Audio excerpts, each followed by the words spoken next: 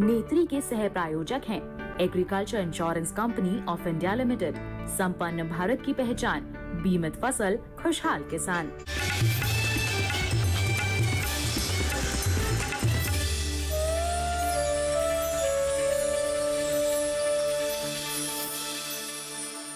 भारतीय संस्कृति में स्त्री की भूमिका पुरुष से कहीं अधिक है।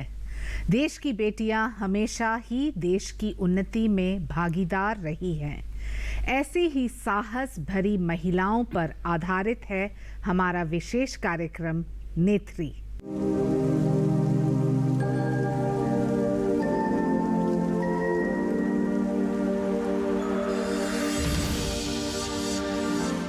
नमस्कार, स्वागत है आप सबका हमारे विशेष कार्यक्रम नेत्री, महिला सांसद और उनकी कहानियां।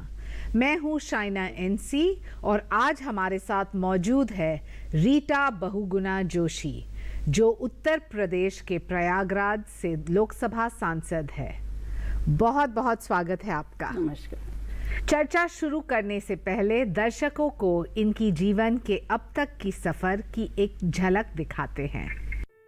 रीटा बहुगुणा जोशी का जन्म 22 जुलाई 1949 को तब के इलाहाबाद और आज के प्रयागराज में एक राजनीतिक परिवार में हुआ। पिता श्री हेमवती नंदन बहुगुणा, जो कि उत्तर प्रदेश के पूर्व मुख्यमंत्री थे, और कमला बहुगुणा के घर हुआ। रीटा बहुगुणा जोशी ने पीएचडी की है। रीटा बहुगुणा जोशी इलाहाबाद विश्वविद्यालय में इतिहास की प्रोफेसर भी रह चुकी हैं। 25 नवंबर 1976 में इनकी शादी श्री पीसी जोशी से हुई, जो कि एक इंजीनियर हैं। रीटा बहुगुणा जोशी ने इलाहाबाद की मेयर बनकर 1995 में राजनीति में प्रवेश किया और सन 2000 तक वो इस पद पर रहीं। 2012 से 2019 के बीच वो 2 बार उत्तर प्रदेश विधानसभा की सदस्य रहीं। साल 2019 का लोकसभा चुनाव इलाहाबाद से जीतकर रीटा बहुगुणा जोशी संसद पहुंची। रीटा बहुगुणा जोशी का सफर काफी दिलचस्प रहा है, तो आइए उन्हीं से जानते हैं उनके जीवन से जुड़ी कुछ अनसुनी कहानियां। नमस्कार रीटा जी। सबसे पहले एक प्रोफेसर, विद्यार्थी, बहुत अभ्यास करने वाली महिला सक्रिय राजनीति में क्यों जाती है? क्योंकि उनके पिताजी और एक विरासत है, या एक लेगेसी है, या फिर अपने मन से आपको राजनीति में काम करना था? मैं सोचती हूँ थोड़ा थोड़ा सबका है, क्योंकि आज आप देखिए कितने हजारों राजनेता हैं जो प्रसिद्ध थे, जाने माने थे, पर उनके बच्चे राजनीति में नहीं आए। राजनीति में वही आता है जिसके अंदर कुछ भाव राजनीति के प्रति हो। और मैं ये समझती हूँ कि वातावरण मेरा राजनीतिक था। माता पिता दोनों ही स्वतंत्रता संग्राम सेनानी थे और माँ मेरी 1942 की पोस्ट ग्रेजुएट थी, एमए पास किया था उस समय। तो बहुत ही शिक्षित, बहुत ही समर्पित, राष्ट्रभक्त माता पिता के बच्चे थे। तो बचपन से ही हमने जो भी गाथाएं सुनी वो वीरों की सुनी, देशभक्तों की सुनी, और राष्ट्र के प्रति क्या होना चाहिए, इन बातों में ही तो हम पले बढ़े। लेकिन साथ ही साथ ये भी था कि हर व्यक्ति को किसी न किसी विधा में अपने आप को सिद्ध करना चाहिए। तो मेरे पिताजी ने, माताजी ने स्पष्ट कह दिया था कि राजनीति की तरफ देखो मत, और अगर देखो तो तब देखो जब आर्थिक रूप से अपने पैर आपके सशक्त हों, मजबूत हों। तो मैं समझती हूँ कि शिक्षा के साथ साथ जनता के प्रति, समाज के प्रति अपने सरोकारों का भी जिम्मेदारी और बोध हमें बचपन से रहा। तो मैं ये कहूँगी कि अंदर से भी इच्छा थी कि कोई ऐसी जगह बैठे जहाँ से हम अपने माता पिता की लेगेसी को आगे बढ़ा सकें। लेकिन उन दिनों में एक महिला के लिए, और वो भी एक शिक्षित महिला के लिए, राजनीति एक प्रोफेशन तो नहीं था, ये आपका पैशन था जी। और कितना कठिन था, नजरिया क्या था लोगों का? देखिए, कठिन क्या, नजरिया तो अपना भी अलग होता है। हम भी जब सोचते थे कि चुनाव पिताजी नहीं लड़ेंगे, कौन लड़ेगा, तो भाई लड़ेंगे। जब पिताजी नहीं रहे, जब तक पिताजी थे जीवित 89 तक, तब तक हम लोग भाई बहनों में कोई किसी राजनीतिक दल का सदस्य भी नहीं था, उन्होंने बनने नहीं दिया। उनके जाने के बाद धीरे धीरे हम लोग खींचने लग गए, लोगों ने खींचना शुरू किया। तो जब भी होता था, अच्छा कौन चुनाव लड़ेगा, बड़े भैया लड़ लें, छोटे भैया लड़ लें। तो एक हम महिलाओं की भी एक मानसिकता होती है कि अभी कुछ अगर देना है तो वो पैतृक जो है उसी विरासत में जाना चाहिए। लेकिन जब मैंने तय किया, देखिए मैं तो यूनिवर्सिटी की प्रोफेसर थी, 74 से पढ़ा रही थी, तो मेरे पिताजी गए तो मैं बहुत साधारण ही मैंने समाज सेवा में, सामाजिक क्षेत्र में बहुत काम किया था। मेरी माँ कहती थी कि हर व्यक्ति अपने लिए सोचता है, समूह अपने लिए सोचता है, तो महिलाओं के लिए सोचना चाहिए। और यकीन मानिए मेरी माँ ने मुझे प्रेरित किया, मैं बहुत महिला संगठनों से जुड़ी और महिलाओं के लिए बहुत काम किया, मुकदमे करने से लेके धरने प्रदर्शन करने से ले, अश्लील साहित्य के खिलाफ, महिलाओं के अधिकार के लिए। उस समय 1992 में चल रहा था आपका कि आरक्षण स्थानीय निकायों में, उसके लिए तो लगातार संघर्ष कर रहे थे। और बाई चांस देखो मैं पॉलिटिक्स में तो प्रॉक्सी से आई हूँ, ये बात जरूर है, नेतृत्व के लेकिन गुण बहुत थे। सारे सांसद जो महिला है वो प्रॉक्सी से ही आए हैं, किसी की बेटी, किसी की बहू, किसी की बहन, कहीं देहांत होता है, सीट खाली होता है। ऐसा आप देखने जाओ तो बहुत कम ऐसे महिला हैं जिनको एक मौका मिला है अपनी क्षमता पे। इसके ऊपर आपको क्या कहना है? नहीं, मेरा आपकी बात बिल्कुल सच है, लेकिन मेरा केस बिल्कुल अलग है, इसलिए कि पिताजी ने अपने जीवन काल में तो हम बच्चों को किसी को पॉलिटिक्स में नहीं आने दिया। मैं जब राजनीति में आई तब तक 25 साल का मेरा महिला आंदोलन का अनुभव था। मैं इलाहाबाद में बहुत लोकप्रिय थी, यूनिवर्सिटी की प्रोफेसर थी, अच्छी टीचर मानी जाती थी, तो छात्र छात्राओं में मेरी बहुत अच्छी छवि थी, बुद्धिजीवियों में छवि थी, शहर में गांव में सब जगह अच्छी छवि थी, हर आंदोलन से खुद जुड़ जाती थी। मेरी बचपन से आदत थी कि कहीं कुछ गलत होते देखती थी तो अपने आप पहुंच जाती थी। तो कहीं श्रमिकों का आंदोलन है उसमें शामिल हो जाना, कहीं पर अगर मान लीजिए किसी दलित पर अत्याचार हो रहा है वहां पहुंच जाना, और महिलाओं पर अगर अत्याचार हुआ तो बिना कुछ सोचे समझे कूद जाना। तो जब 1995 में पहली बार प्रयागराज में मेयर का चुनाव हुआ, आरक्षण महिलाओं का आ चुका था, पहला चुनाव था और सीधे जनता से था, तो यकीन मानो पूरी जनता कहने लगी रीता दीदी आप लड़ो, आप लड़ो, आप लड़ो। पता नहीं किस मूड में हमने भी अप्लाई कर दिया। किसी पार्टी का टिकट तो मिला नहीं, तो मैं स्वतंत्र खड़ी हो गई। और यकीन मानो 1995 में आप जीत के आए। स्वतंत्र जीत जाना बहुत बड़ी बात है, और वो बहुत भी बड़ी बात है। 40,000 वोट से जीत जाना। और निकटतम पार्टी इतनी, और दोनों पार्टियां, कांग्रेस का भी और भाजपा का भी, उस समय हम तो स्वतंत्र थे, हाँ। उम्मीदवार बड़े धनाढ्य लोगों की पत्नियां थी। पर मैंने तब इसके समझा, बावजूद आपको वो तब मैंने समझा कि अगर जनता का आप, समर्थन हाँ, था। अगर आप जनता के बीच में आप सामाजिक क्षेत्र में भी अपनी पहचान बनाते हो तो फिर चुनाव आप जीत सकते हो, राजनीति में आने की जरूरत नहीं है। तो मैं तो मेयर बनी जनता के प्रेम से, और पूरा प्रयागराज जानता है कि आज भी उन ऐसे ही दिनों है। के प्रयागराज और आज प्रयागराज में क्या परिवर्तन आया है, और आज जब आप एक सांसद हैं तो आपने क्या किया है अपने क्षेत्र के लिए? देखिए अंतर तो बहुत आया है। पहले प्रयागराज को नेहरू गांधी परिवार से जुड़ा हुआ माना जाता था, और काफी हताशा भी उन लोगों को भी, क्योंकि जैसे प्रगति होनी चाहिए थी विकास नहीं हो पा रहा था। लेकिन आज का जो प्रयागराज है वो भारतीय जनता पार्टी की ओर पूरी तरह से आकर्षित है। मोदी जी को खासतौर से वो अपना नेतृत्व, अब चाहे वो प्रधानी का चुनाव हो चाहे पार्लियामेंट का हो, लोकसभा का, लोग ये समझते हैं कि अगर मोदी की पार्टी है तो काम करेगी। तो मैं आज के प्रयागराज में इतना ही अंतर मानूंगी कि प्रयागराज आज बहुत सुंदर है, बहुत बेहतर है। उसमें उतना विकास हुआ पिछले 4 सालों में, जब से योगी आदित्यनाथ मुख्यमंत्री हुए और जब से प्रधानमंत्री जी ने उत्तर प्रदेश को में आकर चुनाव लड़ने का निर्णय लिया। आज आप प्रयागराज पहचानेंगे नहीं। आज से 4 साल पहले का प्रयागराज और आज के प्रयागराज में जमीन आसमान का अंतर है। बहुत विकास हुआ है, फ्लाईओवर्स, सड़कें, हमारा जो कुंभ का मेला होता है, माघ मेला होता है, वो भी एक विशिष्ट, पहले ही भी बहुत विशिष्ट था, लेकिन अब वो अंतर्राष्ट्रीय स्तर में अपनी खूबसूरती के लिए, अपनी सफाई सुथराई के लिए, अपने व्यवस्थाओं के लिए बहुत प्रसिद्ध हो चुका है। तो प्रयागराज जो हमेशा ही एक बहुत ही जानी मानी राजनीतिक, धार्मिक, सांस्कृतिक भूमि थी जी, वो और भी ज्यादा निखर कर आई है। तो अंतर ज्यादा नहीं, अंतर इतना ही है कि अब आज जनता काम चाहती है, और काम नहीं तो वोट नहीं। काम नहीं तो वोट नहीं। अगर आप अब जनप्रतिनिधि हैं तो मात्र पार्टी के नाम पे नहीं जीत सकते। पार्टी ने अगर आपको विश्वास दिया, यही बार बार प्रधानमंत्री कहते हैं कि अगर आपको एक जिम्मेदारी मिली तो उसका निर्वहन करिए। तो मैं समझती हूँ कि मैं बहुत मेहनत करती हूँ और मेरे माता पिता ने भी बहुत परिश्रम किया है। अगर सचमुच गांधीवादी जीवन शैली देखनी थी तो मेरे माँ पिता की देखनी चाहिए थी। हम लोग तो फिर भी काफ़ी कुछ बदल गए हैं जी। लेकिन उन्होंने खादी छोड़ा, वो भी 4 कपड़े से ज़्यादा कभी रखा नहीं। रीटा जी, आपके पास इतने सारे अनुभव हैं, तो क्यों आज राजनीति में महिला का समर्थन नहीं करती है? बहुत सारे केसेस हमने देखे हैं जहां नेतृत्व में अध्यक्ष रहेगी महिला, स्पीकर रहेगी महिला, मुख्यमंत्री रहेगी महिला, लेकिन ज़मीनी स्तर पे आम महिला को मौका नहीं देते हैं और उनको प्रोत्साहित भी नहीं करते हैं। दुर्भाग्यपूर्ण है। मैं अक्सर महिलाओं से कहती हूँ कि भाई आप क्यों अपने आप को आप चुनौती मानती महिला का ना। हमारा संघर्ष अपनी महिलाओं के लिए समाज में और राजनीति में स्थान प्राप्त करने का है। हमारा कर्तव्य होना चाहिए कि किसी में भी थोड़ा भी अगर टैलेंट है तो उसको आगे कर देना चाहिए। और अगर आप आशंकित हैं, इसका मतलब आप में काबिलियत कम है। अगर आप में काबिलियत में अपने यकीन हो तो आप कभी दूसरे के रास्ते को रोकने की कोशिश नहीं करेंगे, बल्कि उसके लिए मार्ग सुगम करेंगे।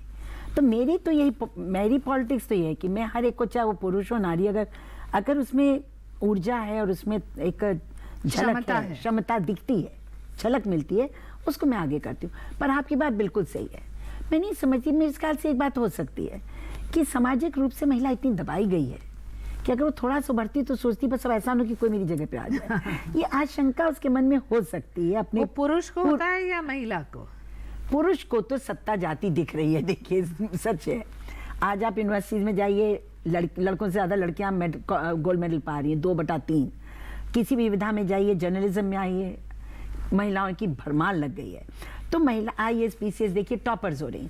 तो आशंकित तो देखिए पुरुष है, लेकिन उसके साथ हमारी सत्ता की लड़ाई है। महिलाओं में हम कुछ ईर्ष्या भी देखती हूँ, उसको ईर्ष्या का भाव आ जाता है। ये थोड़ा सा हमको कंट्रोल करना पड़ेगा। वक्त आ गया है एक छोटे से ब्रेक का।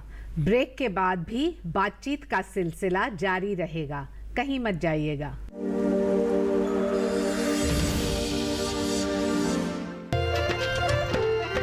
फसल बीमा से अब सुरक्षित आत्मनिर्भर बन जाए किसान। AIC के संग मौसम की मार अब नहीं करेगी तंग, नुकसान की होगी पूरी भरपाई। AIC किसान का हमराही। Agriculture Insurance Company of India Limited, संपन्न भारत की पहचान, बीमित फसल खुशहाल किसान।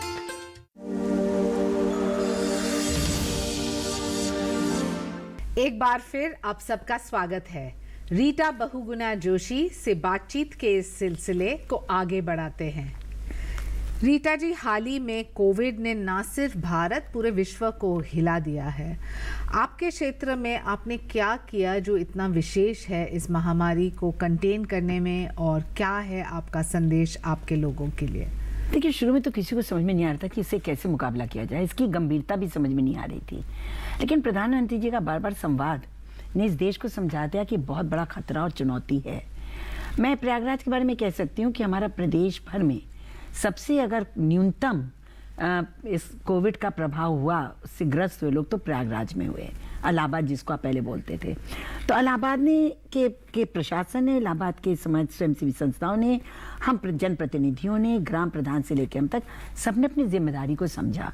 खास तौर से मेरी पार्टी भारतीय जनता पार्टी ने प्रारंभ से ही हम सबको गांव-गांव में जाकर और इसके बारे में अवेयरनेस, जन जागरूकता फैलाने का दायित्व दिया। तो मैं पहले ही दिन से हम लोगों ने, आज आप जानती हैं कि गांव में अवेयरनेस हो गई थी, 10-15 दिन के अंदर अवेयरनेस आ गई, लेकिन गंभीरता नहीं समझ में आ रही थी लोगों को। तो हम लोगों ने अपने ट्विटर ग्रुप्स, हम लोगों के अपने व्हाट्सएप ग्रुप्स हैं पूरे क्षेत्र में, मेरे करीब 6,500 मेरे लोगों से जुड़े हुए हैं मुझसे। तो सबके साथ में हर तीसरे चौथे दिन कोई ना कोई मैसेज देना। फिर उसके बाद हम लोगों ने छोटी छोटी क्लिपिंग्स बनाई, प्रधानमंत्री की आती थी, अपनी लोगों तक पहुंचाने की कोशिश की, हैंडबिल्स बनाए, भेजा। और सबसे अच्छी बात ये करी हम लोगों ने कि मास्क बना बना के बांटने शुरू किए।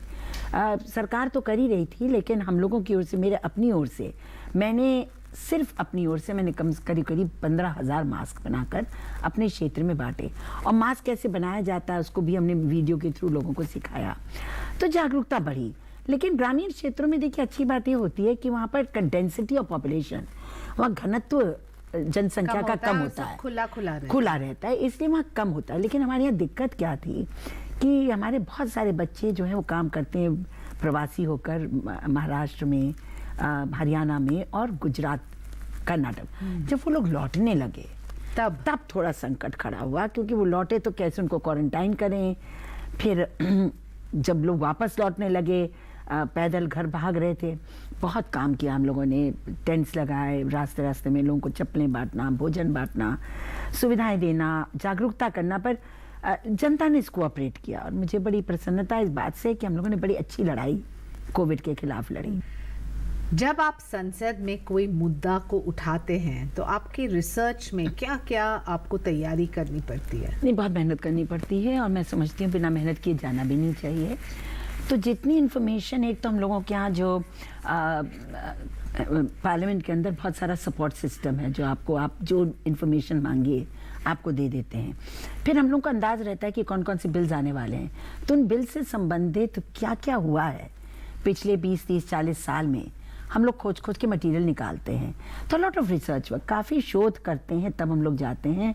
और कुछ अपना अनुभव भी होता है। जैसे मान लीजिए कल ही जो हमारा जुवेनाइल जस्टिस का बिल आया, बाल संरक्षण का, तो उसमें बहुत जानकारी महिलाओं को अपने आप होती है। और मैं मंत्री भी रही यूपी में महिला बाल विकास की, तो मुझे भी अंदाज था। आपका सबसे ऐतिहासिक भाषण कौन सा रहा है? ये मैं कैसे बताऊं कौन सा ऐतिहासिक भाषण होता है, लेकिन मुझे लगता है कि मेरा वक्तव्य काफी प्रभावशाली रहा है। रीटा जी, एक तरफ बहुत गर्व होता है कि आपका जो सफर रहा है वो बहुत कठिन, शायद संघर्ष भी हैं जो जनता को नहीं पता, लेकिन संघर्ष के साथ साथ उपलब्धि भी, क्योंकि आज आप सदस्य बने हैं लोकसभा के। कौन से ऐसे अनुभव हैं जो आप शेयर करना चाहते हैं, जो अपने दर्शकों को प्रेरणा देती है? देखिए, जैसे आज लिंग भेद बहुत बड़ा विषय है, लेकिन हमें बचपन मेरा ऐसा गुजरा कि मुझे कभी लगा ही नहीं कि लड़की होना कोई गुनाह है। तो या भ्रूण हत्या और दहेज को लेके मेरे घर का वातावरण ऐसा था जिसमें माँ पिता ने मुझे कभी महसूस नहीं दिया कि मैं दोयम हूँ। और शिक्षा के क्षेत्र में भी योग्यता के आधार पर आगे बढ़ाई गई। हमेशा मेरी राय को महत्व दिया गया। मुझे अकेली बेटी होने पर भी कभी ये भाव नहीं दिया गया कि विवाह होकर अपने घर ही जाना है, जीवन में कुछ करना है, सार्थक करना है। तो इसीलिए एमए पास करते हुए टीचर बन गई। फिर अगर टीचर बनी हो तो पीएचडी होना जरूरी है, पढ़ाने में अच्छा होना चाहिए। तो प्रेरणा निरंतर ये रही कि परिश्रम करो, और जो भी चीज़ पाओ जीवन में परिश्रम से पाओ। तो मैं समझती हूँ हम लोग की बहुत बड़ी उपलब्धि रही है। और सादा जीवन, बहुत ही साधारण जीवन। मेरे पिता 22 साल करीब मंत्री और रहे, लेकिन हमारे घर में शायद फ्रिज उनके मंत्रित्व के काल के 14-15 साल बाद हम लोग नौकरी करने लगे तब आया, नहीं होता था। तो सादा जीवन और परिश्रम, ये हमने उनसे सीखी, और उसका बड़ा लाभ हुआ हमको। देखिए, क्योंकि जब मैं पढ़ाने लगी तो लोग सोचते थे अरे तो चीफ मिनिस्टर की बेटी ये क्या पढ़ाएगी, लेकिन आज आप किसी से भी पूछिए, I was one of the best teachers in the university. क्यों? खूब मेहनत करी। जब मेयर बनी खूब मेहनत करी, महिला आंदोलन में रहे खूब मेहनत करी। मैं ये कहती हूँ मेरा जो सफ़र है ये पिता का आशीर्वाद, उनका नाम, अच्छे काम, मेरी माँ का आशीर्वाद और मेहनत। लेकिन मेहनत, देखिए मैं सच कहती हूँ, जितना परिश्रम मैं आज भी करती हूँ, 16 घंटे, लोग मान नहीं सकते। दरी बिछाने से लेके भाषण देने तक कोई काम ऐसा नहीं है जो मैं अच्छे से नहीं कर सकती। और मेरी पूरी जनता जानती दीदी के पास सब, मैं I am popularly known as Didi. तो मेरे पूरे गांव हर आदमी मुझे कहता है कि जानता है कि अगर उसको जरूरत पड़ी तो मैं खून भी बहा दूंगी। तो ये बहुत बड़ी बात होती है कि उनको आप पे विश्वास हो जाए, जनता को। ऐसा कौन सा एक अनुभव जो आप शेयर करना चाहते हैं जहां आपको लगता है कि हाँ, इससे मैंने सीखा और आगे भी बढ़ा? 2 अनुभव है मेरे पिताजी मुसलमानों के बहुत हिमैती थे और बहुत काम करते थे। उनको तो मौलाना बहुना भी कहा जाता था। 1969 का चुनाव था, मैं बीए में पढ़ती थी और पिताजी चुनाव हार गए। पहली बार हारे, मुस्लिम मजलिस आ गई थी ऊपर, तो 400 वोट से हारे। तो एकदम स्टन रह गए हम लोग। तो मैंने अपने पिताजी से कहा कि लीजिए, आप तो बहुत कहते थे कि अक़लियत के लिए करना चाहिए, और देखिए उन्होंने आपको हरा दिया। तो हाथ पकड़ के मुझसे बोले कि देखो, अगर जनता का कोई सेक्शन ने मुझको रिजेक्ट किया, इसके मतलब मुझे और काम करने की ज़रूरत है। अगर जनता आपको हराती है तो उससे आपको सीख लेनी चाहिए, नाराज़ नहीं होना चाहिए। तो राजनीति में हार जीत का असर नहीं होना चाहिए, ये मैंने उनसे सीखा। दूसरा जो मेरा अपना अनुभव है वो ये है कि सच बोल दो। सच बोलने से आदमी की बहुत सारी बातें छुपानी नहीं पड़ती। मैं छोटी सी थी, एक बार मैंने अपने पिताजी से झूठ बोला। जिंदगी में 2 ही थप्पड़ खाई उनसे। एक थप्पड़ खाई थी मैं जब 10 साल की थी। उन्होंने कहा कि सच बोल दो, यकीन मान लीजिए, या तो मैं बोलूंगी नहीं, अगर कोई पूछेगा तो सच्ची बोलती हूँ, झूठ मैं नहीं बोल पाती। ये एक बहुत बड़ा मैंने सीख ली टीसीसी के लिए कि अच्छा काम करो तो उसका रिवॉर्ड मत एक्सपेक्ट करो। मैं अपने भाई के चुनाव में इलाहाबाद में लड़ रहा था, उसके लिए कैंपेन कर रही थी। एक लड़का अस्पताल में बहुत बीमार था, उसको खून की जरूरत थी। मैं 50 साल क्रॉस कर चुकी थी। मैं उसको 2 बजे रात उठाकर अस्पताल लाई इलाहाबाद। उन्होंने कहा इसको तत्काल खून दीजिए नहीं तो ये मर जाएगा। तो मैं क्या करती, मैंने कहा मेरा ले लो, नहीं ले रहे थे, मैंने लड़के दिया उसको खून। और जब चुनाव हुआ तो उसने हमारे खिलाफ वोट डाली। क्या बात कर रहे हैं? उसने खिलाफ में वोट डाली। तो एक क्षण मेरे मन में आया कि क्या मैंने उसको खून इसलिए दिया था कि मुझे वोट दे? तो मुझे लगा नहीं, ऐसा नहीं होना चाहिए, ये ठीक है। तो बेसिकली काम करते जाओ, रिवॉर्ड मिलता अपनी है। तरफ आएगा। एक आम परसेप्शन बनता है कि सहृदय हैं, अच्छे हैं, भ्रष्ट नहीं हैं, मेहनती हैं। देखिए, आपके जीवन कुछ छुपता नहीं है आजकल। आप जो भी करते हो जनता के पास होता है। तो भाई मेरा तो यही है कि काम ऐसा करो कि माँ बाप का सर गर्व से ऊंचा हो। जी वो नहीं भी हैं दुनिया में तो भी। जी। क्योंकि मेरी माँ ने एक ही बात कही थी जब मेरे पिताजी गए थे दुनिया से। तीनों भाई बहनों को बिठा के देखा कि देखो, पिता के नाम में जोड़ ना सको तो घटाना मत। बहुत बड़ी बात है। ये मेरे माँ ने मुझसे कहा था। आज तक मैंने कभी बोला नहीं इस बात को, आज आपने जी। पूछा तो मुझे याद आया। And we started crying. इस तरह की बातें आपको जीवन में गांठ बांध देती हैं। और तो मुझे- अचानक से वो एक राह में आपको समर्थन कहीं दे ना रही कहीं है। आपके दिमाग में आ जाती है बात। जी जी। आपके हॉबीज क्या हैं, और जब आप आपके क्षेत्र में नहीं हैं, दिल्ली में नहीं हैं, तो क्या करती हैं आप? मैंने बहुत सारी किताबें लिख डाली हैं और पढ़ने का शौक मुझको बहुत ज़्यादा है। और महिला विषयों पे मुझे बहुत दिलचस्पी है। तो मैं महिलाओं के संदर्भ में कोई भी पढ़ने की वस्तु छोड़ती नहीं। और अब मैं एक किताब वर्तमान में लिख रही हूँ जिसमें मैं 1990 से 2020 तक हाँ। की राजनीतिक धाराओं को विशेषकर एक महिला की दृष्टि से बहुत अच्छी मैं उस बात। पे काम कर रही हूँ आजकल। मुझे और वो लगता है हमारा इस कार्यक्रम से भी संबंधित। 1-2 साल में आएगा। और मैंने ग्रामीण महिलाओं में बहुत परिवर्तन देखा है, सार्थक परिवर्तन देखा है। उनमें ज़्यादा जानकारी है, बोध है। तो वो बेटियां जो राजनीति में नहीं आना चाहती है क्योंकि उनको लगता है कि ये लास्ट चॉइस है, माता पिता कहते हैं कि डॉक्टर बनो, अफसर बनो, साइंटिस्ट बनो, जर्नलिस्ट बनो, लेकिन राजनीति यानी कि ना, आप उनको क्या बोलना चाहते हैं? अपने पहला कदम राजनीति में नहीं होना चाहिए। समाज सेवा में अगर आप हैं और किसी पल आपको ये लगता है कि हाँ हम राजनीति में जाकर सेवा बेहतर कर सकते हैं, तब आइए। लेकिन कोई आज भी आईएएस लोग अपना नौकरी छोड़कर चुनाव लड़ रहे हैं, राजनीति में आ रहे हैं। राजनीति का अर्थ क्या है? अंततः समाज सेवा है। तो अगर आप किसी भी विधा में रहकर अपने पड़ोसी के लिए, अपने मोहल्ले के लिए, अपने गांव के लिए सोचते हैं तो वो भी सार्थक जीवन है। राजनीति ना करिए, राजनीति में षड्यंत्र है वो मत करिए, चुनाव मत लड़िए, लेकिन नेता क्या करता सार्थक है? जीवन में मदद कीजिए। बस आस पड़ोस गांव, वहीं से आपका नाम होगा। मैं कहाँ थी पॉलिटिक्स में? जब 95 में मैं चुनाव लड़ी तो मैं राजनीति में नहीं थी, मैं समाज सेवा में थी। पिता का नाम जरूर था। लोगों को आपको कैसे याद करना चाहिए? बस कि एक ईमानदार और जनता के प्रति समर्पित नेता थी। मैं समझती हूँ सुचिता और ईमानदारी 2 चीजें बहुत आवश्यक हैं। जीवन लेकिन आपका सुचितापूर्ण होना चाहिए क्योंकि लोग आपको देखकर अनुसरण करते हैं। I think morality is the basis of your life. लेकिन एक महिला जो सक्रिय राजनीति में है उनको समर्थन चाहिए परिवार की, तो आपके पति और आपके परिवार ने आपको समर्थन दिया? क्या हुआ आपके शादी के बाद कि आपको ये सपोर्ट मेरे सिस्टम मेरे मिला? पति पब्लिक सेक्टर में थे, जनरल मैनेजर होकर रिटायर हुए, विदेश के पढ़े हुए थे।